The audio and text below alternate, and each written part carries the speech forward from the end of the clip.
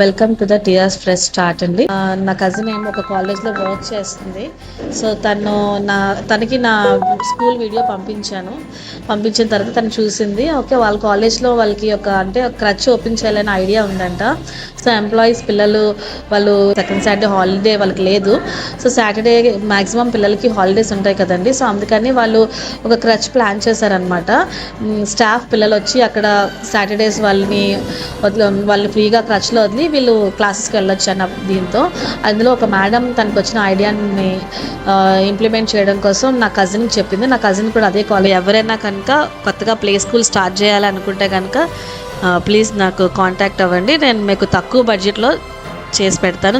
తక్కువ బడ్జెట్లో నీట్గా సింపుల్గా బాగుంటుంది. చూడండి, లైక్ చేయండి, షేర్ చేయండి, సబ్స్క్రైబ్ చేయండి. Thank you so much.